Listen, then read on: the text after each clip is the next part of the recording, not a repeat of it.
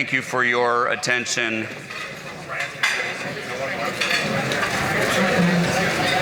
Feel free to continue to eat and pass the food if necessary.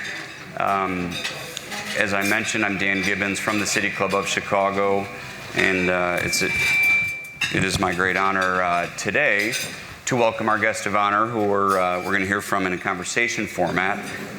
He's the the congressman for Illinois' 8th congressional district since 2017. And as you may have heard, he's running for another office. And he's a great public servant who's been here at City Club a number of times over the years.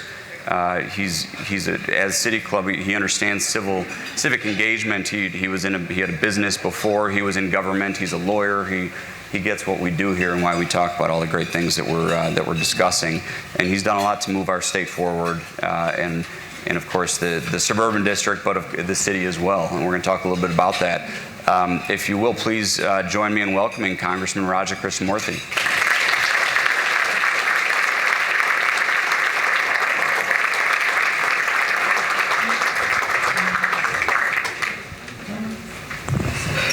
And as I mentioned, Congressman, I know you've been to City Club a couple of times. Welcome back. Thank you.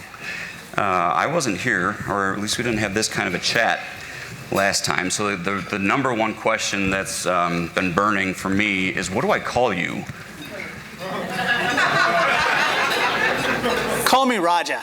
Oh, okay. I hadn't heard that before. Just call me Raja. Well, Raja, no, you are a congressman. You've earned that title. I'll probably slide that in a few times here. Thank you for being here. You're obviously incredibly busy, and I want to get into some of the things that you're busy doing and talking about, and more importantly, hearing. As you're touring the state. As I mentioned, we have a couple of pre-submitted questions, but as you all hear what the congressman has to say, I'd like for you to think of a couple questions to ask him, and I'll leave some time for that at the end. But let's start with, now that I know what to call you, let's start with what's on your mind. You tackle so many different issues, right, from global to local. What's number one right now for you? Well, first of all, thank you for having me here. This is my third time, and what a great crowd. Thank you for taking time out of your schedules to be here. What's on my mind? I'm worried about the future of our country. I'm worried about whether the possibilities and opportunities that were conferred on my family are available to other people. And maybe I can just tell you a little bit about my backstory so you can understand why I'm so concerned. Basically, I was born in India, and I came to this country when I was 3 months old to Buffalo, New York. And that's where my father studied engineering. And things were going great until suddenly the recession of 1973 hit us extremely hard. My father lost his income, but thanks to the generosity of the American people, we were allowed to move into public housing and food stamps. So I spent about half of my early childhood in those two life-sustaining programs. And then my father got on his feet and then got a great job in, of all places, Peoria, Illinois. And they loaded up the U-Haul truck and drove and drove and drove until they reached Peoria.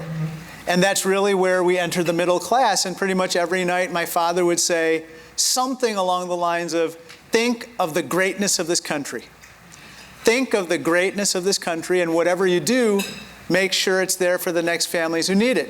So that became the North Star of my personal compass. And so fast forward through college and law school, I ended up back in Illinois. I served as deputy treasurer and then helped to start the anti-corruption unit of the Illinois Attorney General's office. Business was good. I went into the private sector. I ran a very small company, and then I got elected to this position. And 5 terms later, that mission statement assigned to me by my parents has become the mission statement of my office. And indeed, that's my why. That is my why. It is basically, how do I make sure that American dream that we were privileged to attain is available to everyone, regardless of whether they're working poor, middle class, or growing a business. And I feel like right now in the economic chaos of Donald Trump, that American dream seems to be slipping out of grasp for millions of people, if not becoming impossible for millions more. So that is the number one thing that I'm concerned about right now. And we can talk more about it, but that has different cascading political effects, other economic effects, and if we don't fix that, we're going to be in big trouble. So we can get into that. Well, let's stick with it. I mean, you mentioned President Trump, and you're a ranking congressman now. You're hearing briefings that we're probably not privy to. I can only tell you by signal, if that's okay. A lot of blanks. Just kidding. What's going on in Washington that you're hearing that maybe it's not making its way back here? What's really happening? With this, there's a lot of fear. You talk about immigration. We're hearing funding cuts. We're hearing sanctuary cities that aren't going to get funded for all sorts of things. But now I think we're more than hearing that, we're seeing it locally. What's really happening, and is that going to continue? Is that going to get Look, I think this is my theory, which is that I think that Donald Trump is mismanaging the economy, and that I'm sure a lot of you are probably talking to people as well, but I'm talking to people who are getting laid off at this point. People solidly in the middle class who are getting laid off or are about to, or fear that they're going to get laid off. I'm talking to small businesses who, because of the tariff chaos, are facing tremendous business uncertainty. We were on a listening tour. Part of it is called a tariff tour. So we've been visiting businesses throughout Illinois who've been affected, from small businesses in Rockford, manufacturing firms, farmers in central Illinois. I'll just tell you about one 25-person business in Rockford. That business was going gangbusters as of March 31st. It was expanding like crazy. And then Liberation Day hit. They had to hit the brakes, and now they're laying people off. I believe that is perhaps the most underreported story of this economy, that this is happening beneath the surface at numerous places throughout Illinois and across the country. Donald Trump knows this because he sees it in his poll ratings. Coming into office, his net approval on managing the economy was positive. Now, 60% of Americans disapprove of his handling of the economy. I was in Mount Vernon last week, Mount Vernon, Illinois, and a woman told me the price of groceries has gone up since he got elected. She's not a very political person. She said the price of groceries has gone up, gas has gone up by 50 cents since he got elected. So what part of this economy did he improve? He's hearing it from, I'm sure that they are monitoring this, and so because of that, they're in big trouble politically. They're going to lose the House and in Congress. They might even, I don't know, they might have trouble in the Senate. So he's now finding ways to distract attention from that.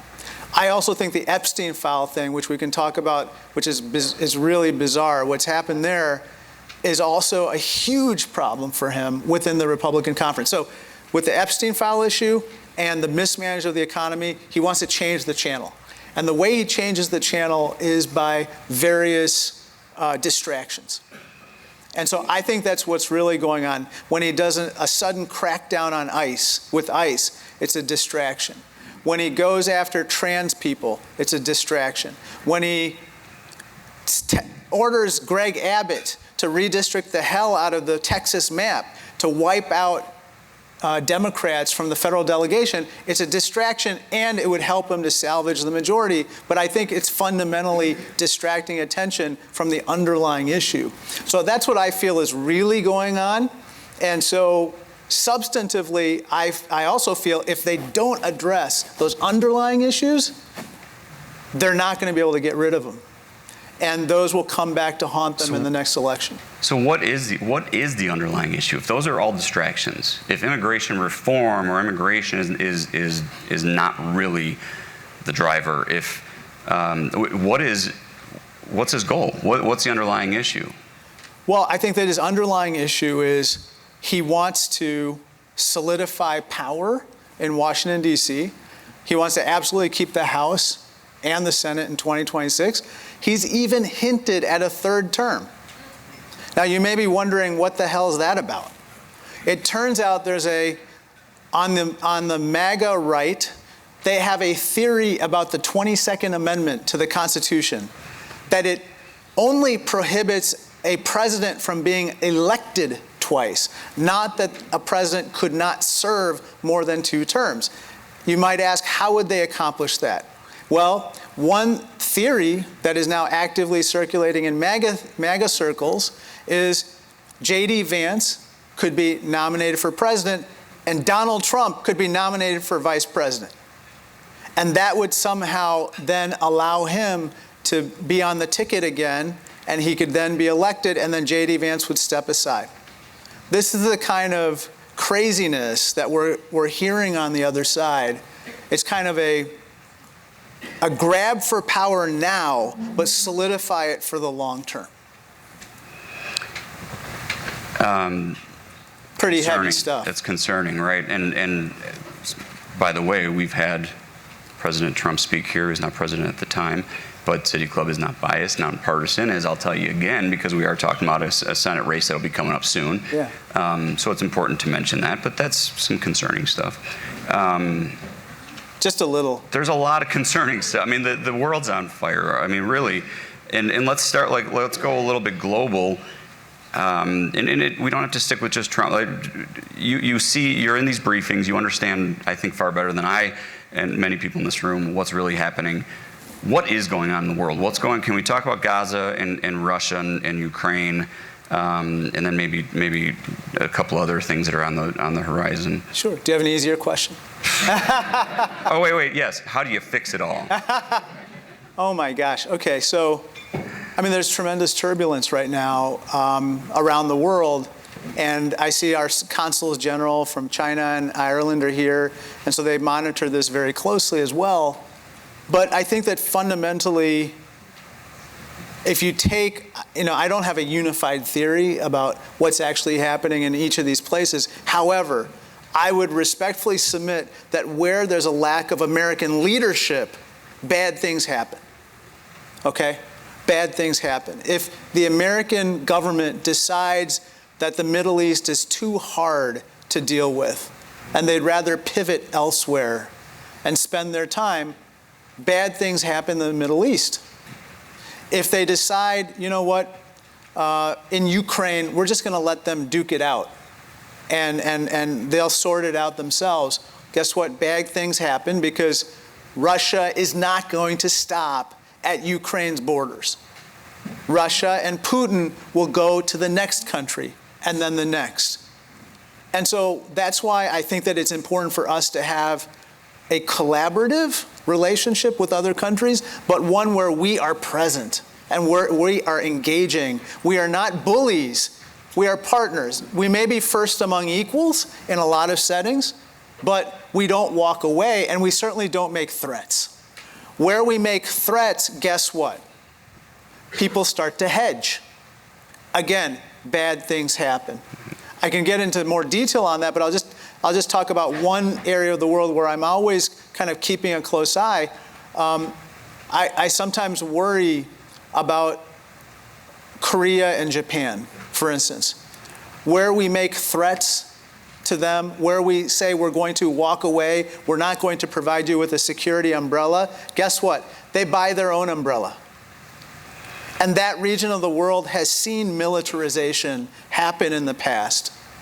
And we would not want, for instance, what parties in that region are openly discussing today. In Japan, leading political parties in Japan and in Korea are talking about acquiring nuclear weapons. Imagine that. If there was a nuclear weapons arms race on the Korean Peninsula and with Japan, I think it would be calamity. So backing up, that's kind of how I see all these different areas. There has to be American engagement, but in partnership with our allies, friends, and partners. And you've spent a lot of time on the U.S.-China relationship, Yeah. right? Let's talk about China for a minute, and where might they land in this global I don't know if we can call it a global repositioning, but it seems like that's happening right now. Where does that stand, and how are our relationships with China? Well, I have to be careful here. I'm going to be, I'll be diplomatic. How's that? CG and I talk all the time. Look, I think that the way I see it is this. I believe that this long-term competition between the United States and the Chinese Communist Party is very important. It could lead to us being the best version of ourselves as a country, and China being the best version of itself. Or it could lead to conflict. And we always want to keep it on the track of us kind of becoming the best version of ourselves and deterring conflict. So what do I mean by best version of ourselves? I'll just give you a couple examples. It's like fixing the legal immigration system that really sucks right now in America. Like, we cannot possibly be the best version of ourselves technologically or economically or competitively if we're pushing away the very best talent from around the world from the United States. It also means investing in our future. It means making sure that people have access to career technical and skills-based education, which that's a passion project for me, for the 60% of Americans who don't go to a four-year college, to get those skills, whether they're on the south side of Chicago, the west side of Chicago, deep southern Illinois. Everyone, they may not want to go, or they may not choose to go to a four-year college, but everyone should have a chance and a ladder into the middle class. The third part of that is investing in technologies of the future, in fundamental research, the type of research that private commercial entities will not do because they don't know where that research will lead. But what we found is that our successful innovation ends up being successful public-private partnerships where the government invests in basic blue sky research, the private sector and universities help to take it from there and end up commercializing it, and we create world-beating technologies. Two legs of that stool, three-legged stool, are being like kicked from underneath right now. Universities as well as government. And so if we're going to defund, national labs or the NIH or NSF, guess what? We're not going to have the research to be the best version of ourselves. So those are things that we can control here that we need to get right. And let's bring it back here, since we've solved the world's problems. And you just locally, I know you're campaigning. You're on a tour. I think you call it a listening tour. Listening tour, yeah. What are you hearing? What am I hearing? So we've been a lot of places. Started out in Quad Cities, and there Congressman Phil Hare endorsed me. So I listened to his endorsement. No, I'm just kidding. So that was good. Listen to those all day long. I listened to all these endorsements. No, but we went from Quad Cities down to Bloomington, down to Mount Vernon, Carbondale, deep southern Illinois, Springfield, Peoria. What I'm hearing is this. I think that there's deep economic anxiety. There's deep economic anxiety. I touch upon what I talked about in my first response, which is I really don't think people feel confident about their economic future. And regardless of where you go, you hear the same things like, I don't know if I can afford a home. I don't know if I can afford health care. I'm not sure if I can afford child care or educating my kids. And certainly retirement seems like a fantasy, like retiring with dignity and saving for that. In a lot of these places, the manufacturing centers have taken big blows, body blows, okay? In part because of the global competition, in part because of the technological revolution and so forth. And so we have to be the ones that figure out how do we address those economic pain points again in each of these places for them to flourish. I think we can, because a lot of these places have great strengths that have been untapped, whether it's their agricultural economy, whether it's their skilled workforce that may have worked on one type of manufacturing before, but could easily be deployed on another type of manufacturing now. And then finally, our universities. They are first rate. We have, I think it's fair to say, we have one of the country's brightest talent pools in Illinois, and some of the best looking people I've ever seen. Okay.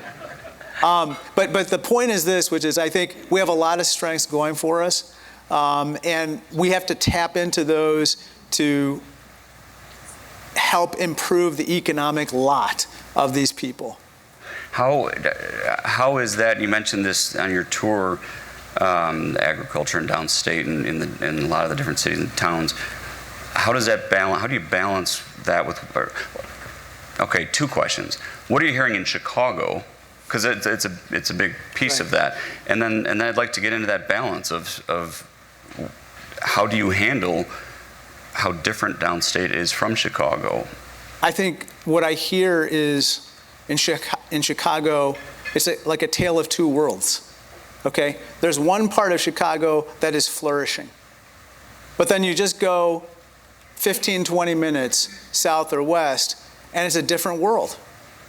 I forgot what the statistic was, but your life expectancy changes materially just 2 zip codes over, okay? That is unacceptable. There's so much underinvestment on the south and west sides of Chicago, just as there's underinvestment in rural Illinois, that I feel that is a no-brainer target for our concerted energies at improving the state of Illinois. Like, I think that we have to think out of the box here about these places. And we have to be willing as Democrats or indeed public servants or Republicans or independents, we have to think out of the box and come up with solutions that might be slightly different, but the most important thing is they have to be effective. We have to build out we have to bring economic development to these places. It's not enough to just bring one grant or one stream of government revenue. There has to be a business base that is self-sustaining, that then draws more people, and you start to see amenities come back to these areas. I mean, we have pharmacy deserts, we have food deserts, we have grocery store deserts. You name it, it's hard to find a lot of things that are necessary for people to take care of their families down there. And in the midst of all this, budgets are incredibly tight. Yeah. You know, we're seeing city, state, public schools, you name it, huge deficits. Yeah. It sounds to me like with the federal, with the administration, it sounds like that they're not going to come to the rescue there. Right. What happens in the next few years when we're not getting an influx? We're out of the COVID money's gone, that's dried up, right? And now who knows what may be cut. What do these next few years look like? And how do we come back from that? Right, I think that I go back to a couple things respectfully. I think that our talent, our human capital and talent here are second to none. In addition, our logistics are excellent. We have world-beating universities and research centers here. Our healthcare systems are relatively top-notch. We have to go back to our strengths, and we have to figure out how do we utilize those strengths to draw more people to come here to do their work and their business than they would do elsewhere. But of course, that takes making sure that we continue to improve our public safety here. And if I were privileged to become U.S. Senator, I would do everything I could to draw those public safety dollars from Washington to Chicago in partnership with the CPD, which I think is very well run right now, along with the U.S. Attorney's Office and local law enforcement. By the way, this is a good news story that doesn't get enough attention. There's real partnership going on now in Chicago between the state's attorney, the CPD, the U.S. Attorney's Office in a way that we haven't seen before. And so that is something to build on. So improve the public safety, try to do whatever we can to bring investment dollars here, utilize our strengths, invest in technologies of the future that are going to be based here and where innovation is going to happen, whether it's quantum, artificial intelligence, or advanced manufacturing. And then I think finally what I think we have to do is we have to work on some of those macro issues that I talked about before at the federal level and get on the same page. Legal immigration must be fixed. Legal immigration is the golden goose that lays the golden eggs for our economy. And if you don't fix that, nothing else gets fixed. If you fix it, the sky is, the horizons are endless. The second thing is you've got to fix the skills-based education system. I and a guy named G.T. Thompson authored the law that modernizes our nation's skills-based and vocational education system. It's called Career Technical Education now. It was wildly successful. It helps 11 million people get a higher quality skills-based education today than it did before. However, one big problem, it's terribly under-resourced. Terribly under-resourced. And so routinely, every single community college and high school district in the state that is funded through my law or our law is oversubscribed. They don't have enough instructors. They don't have enough machines. They don't have enough facilities, even though young people want to do that work. Again, I come back to our skill set, our strength, which is the human capital. If we don't invest enough in that human capital, then we can't push the envelope of what we can achieve economically, which I understand we're in tough times, but you got to rely on your human capital to get through this. Great. I certainly agree, and I appreciate hearing all of those great strengths that our diverse economy in city and state has. This hospitals, these are all institutions, hospitals, universities, and others that are regular, at City Club, and we really try to bring all those folks together to move things forward. We are in a great position. That's another thing which I hear repeatedly about Illinois and Chicago especially. The civic leaders, the business leaders, they are so invested in the success of this region. And so, again, we need to be the cheerleaders.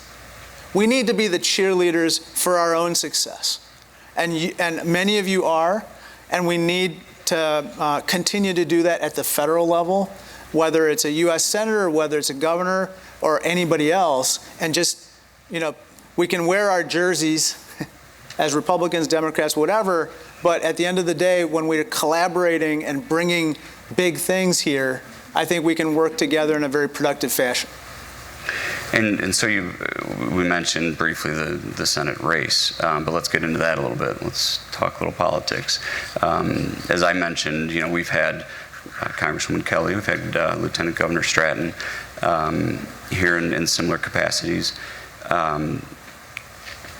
How is that race going? How are you faring?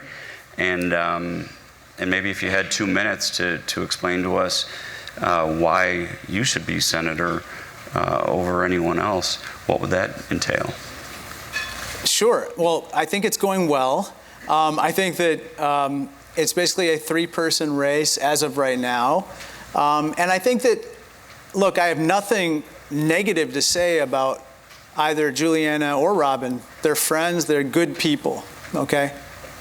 I think the 2 things that differentiate me from them are, I talked about those economic anxieties and pain points that people are feeling right now. I've spent my career in Congress, and indeed my life, kind of working on these issues, whether it's skills-based education or as a former small business person. I like to joke that I signed the front of the check and the back of the check, like many of you, and it's hard. It's hard to meet payroll. It's hard to get investments and hard to succeed. But those are some of the skill sets that we need right now to address some of those economic pain points. The second set of issues has to do with accountability, okay? I've spent my career in Congress standing up to bad actors and bullies. Whether it's e-cigarette companies going after our youth, trying to hook them on vapes, or food conglomerates trying to poison our baby food with toxic heavy metals, I've gone after all of them. I've gotten accountability and results. Now I need to stand up to the biggest bully of them all, Donald Trump. He's a bully. That's the way he acts. And I think we have to be the ones that don't show fear. That doesn't mean that we have to be offensive. We don't have to be somehow people other than ourselves, but we have to stand up for the values that motivate and animate America and that have propelled this country forward for hundreds of years in a positive direction. You mentioned a couple things, and I just want to, your previous City Club appearances, you focused solely on, not solely, but mostly on those two issues that you mentioned a minute ago, vaping and the health, the children, and also skills and workforce development. I would encourage you all, if you weren't here for those, to go to our website and watch those videos.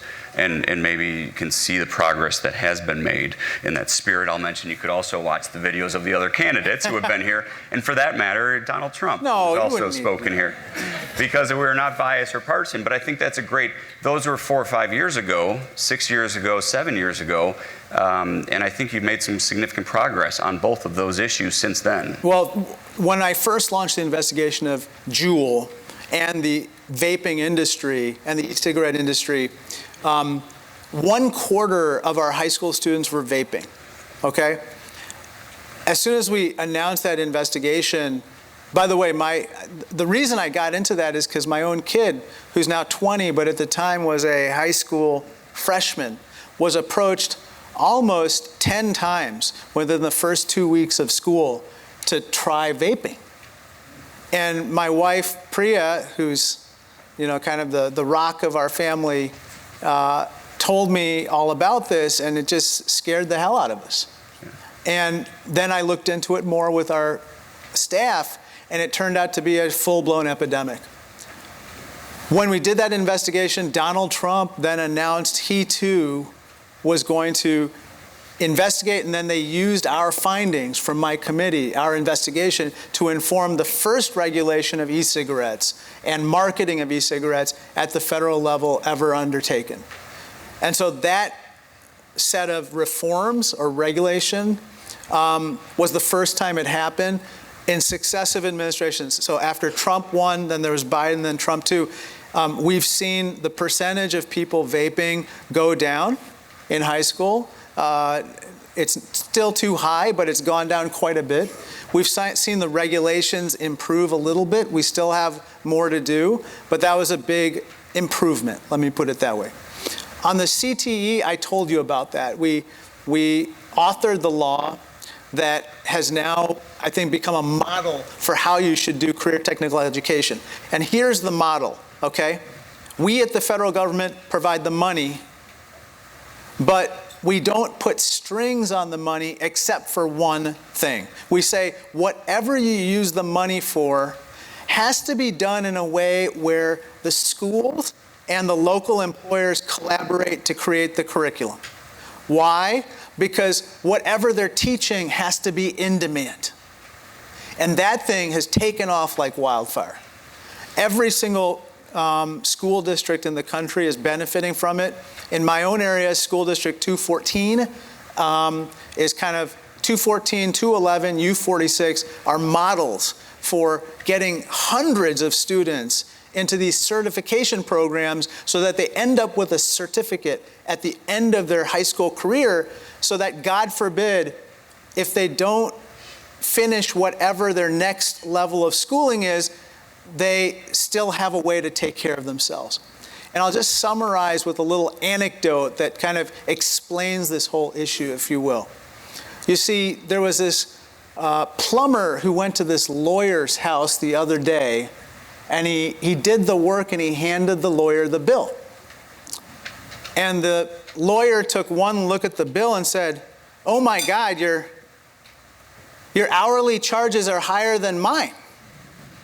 And so then the plumber took one look at the bill and one look at the lawyer and said, you're right, it's higher than what I used to charge when I was a lawyer. We have an abundance of excellent lawyers. We have an abundance of excellent lawyers in this country, but we have a shortage of carpenters, electricians, solar panel installers, data engineers, and the list goes on and on. It's about 5 or 6 million job vacancies, even today in this job market. If we can just match the people, whether they're on the south side, the west side, rural Illinois, southern Illinois, all those people with the skills to get these jobs, I have no doubt about the future of our country. It's about as bright and optimistic as you could possibly have because you get people off the bench on the team. And that's what we need. Making real money. Making real money. We have people in these skills-based education, skills-based professions who are easily making 6 figures within a very short period of time. Why? Because their skills are in demand. And that's where we need to go. We need to make sure at the end of someone's post-secondary education, they get access to the greatest social welfare program devised by human beings, and that's a job. If you don't have access to a job, then your education was not very good, in my humble opinion. And we're going to talk more about that at City Club. Clayco is here, and Bob Clark has been a leader on that for many years. And we've also done with talked with Juan Salgado from the city colleges. There are a lot of things, a lot of factors that play into that, and a lot of great jobs and a lot of great movement in the economy in that direction. So we're committed here to keeping that conversation going. Thanks for getting into that. It's already, okay, it's 1:05. So Caleb, if you're around, will you come on up and grab the microphone? Because I do want to ask if there are any other questions. I have a few more, but we only have 10 minutes. Tariffs. Could you? I know you touched on tariffs. Yeah. What's happening there? Are they coming? Are they going? Are they happening? Is it really affecting things? Should we plan for more? Talk about tariffs for a minute, please. What can I say? It's terrifying. I'm just kidding. Okay, I pushed my luck once too many times. Okay, so look, I think this is. Was that a dad joke? You have kids, right? 3, yeah. 2016 and 9. So, look, I think that this is the issue, guys, which is that where you have an unlevel playing field, where another country is using economic aggression to actively harm your industry, I think strategic tariffing makes sense. However, blanket tariffs on everything don't make sense. Certainly not against your friends and partners and allies, because it pushes them away and makes it more expensive for everybody, whether they're a business or a family, to survive. So that's my overall take, or quick take. With regard to Trump himself, it's just chaos, okay? It's chaos. Nobody knows what's going to happen. It feels like tariff policy runs out of the Oval Office, okay? Whatever he feels that day, whether it's he feels a irritation or annoyance at Brazil or some other country, they get a higher tariff that day. And so I think the net result is that businesses are left unable to plan. And when they can't plan, they can't invest. When they can't invest, they can't hire. And the list, I mean, it's just a cascading set of circumstances. And can I just say one other thing? Sure. That issue of tariffs is just an illustration. Like, again, strategic tariffing makes sense. And that's something that we should continue to do.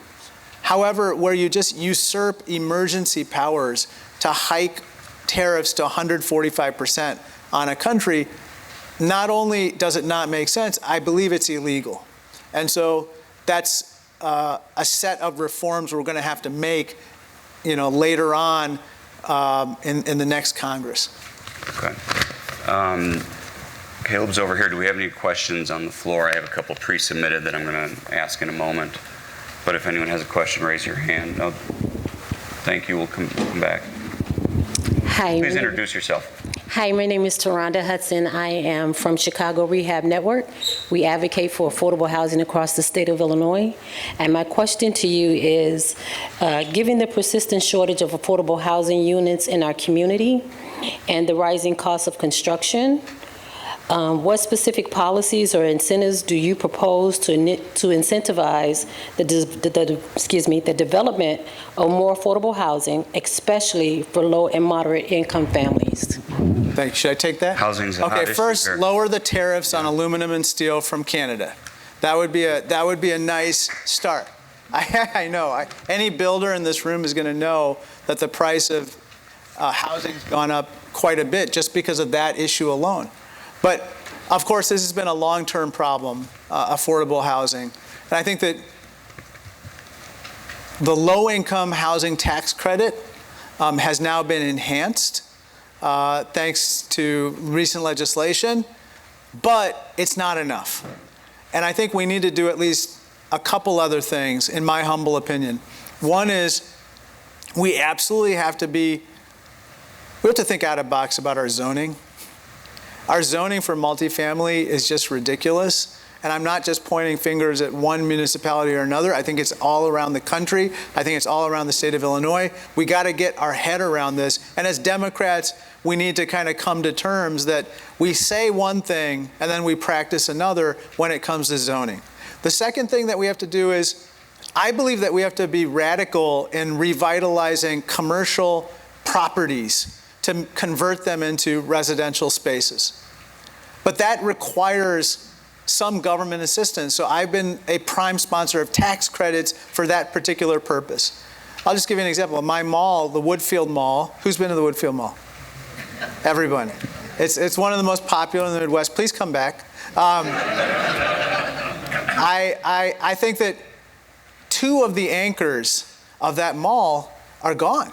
Sears and Lord & Taylor. There's huge spaces.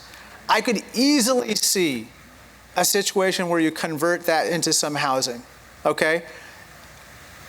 The reason why these strip malls throughout the suburbs and in the city of Chicago are just vacant and don't have tenants has to do with a lot of factors, but let's take that lemon and make it into lemonade. So push my bill for tax credits to convert commercial space into residential housing. Thank you for that. I want to mention Mayor Rory Hoskins is here also from Forest Park. I know he's been doing some work on housing too. Thank you for joining us today.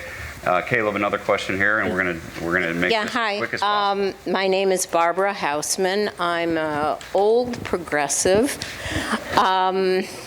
I always believed there were safeguards to our democracy. I'm scared.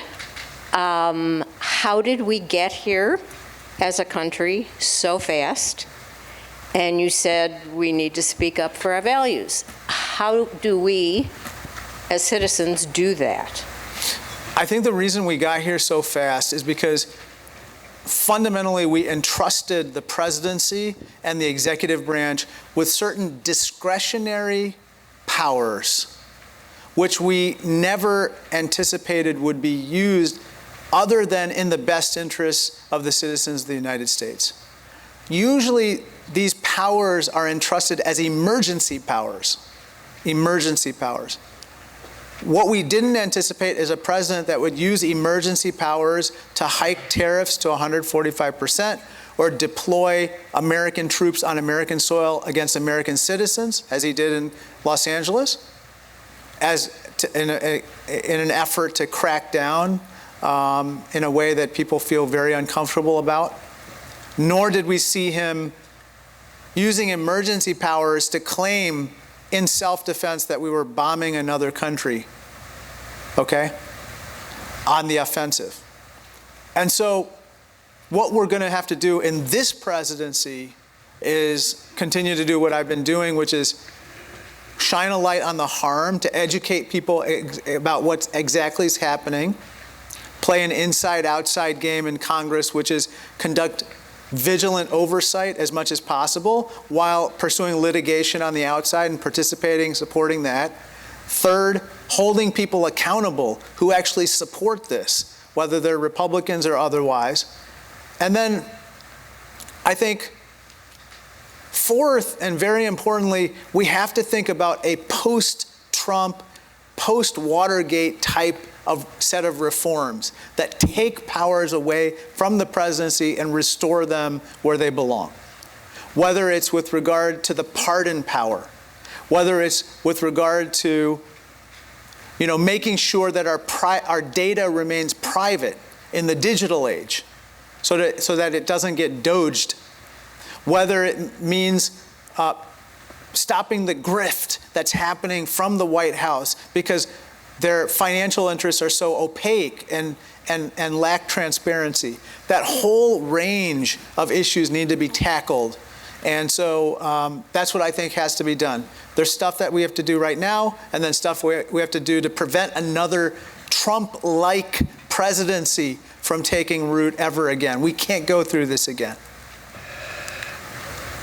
So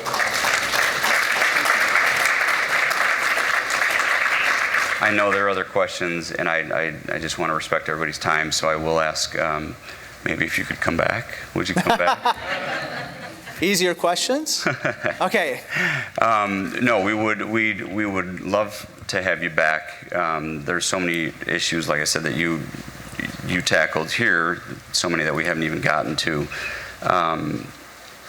Maybe we could close with anything that City Club and this group you mentioned. We have all these different civic leaders here doing different things to make the city and the state better.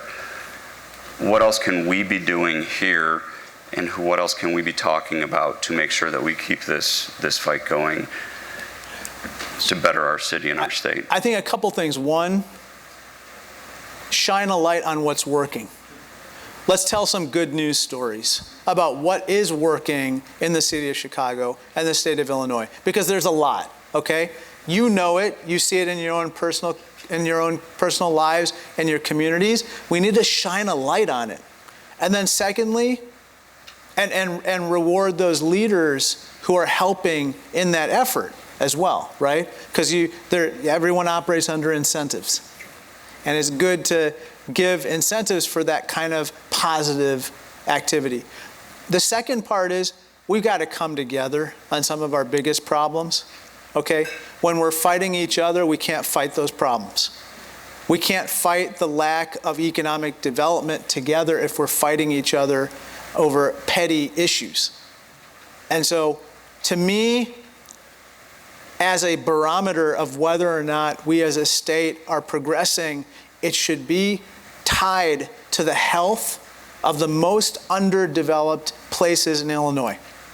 We should be looking like a laser at what's happening on the west side, the south side of Chicago, rural Illinois and southern Illinois, and we should be figuring out how do we lift them up.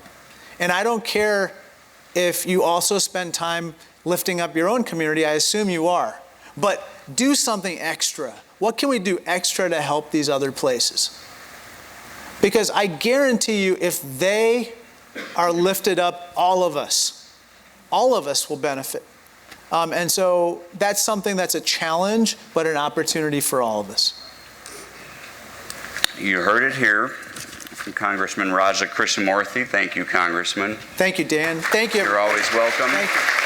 You all are welcome back.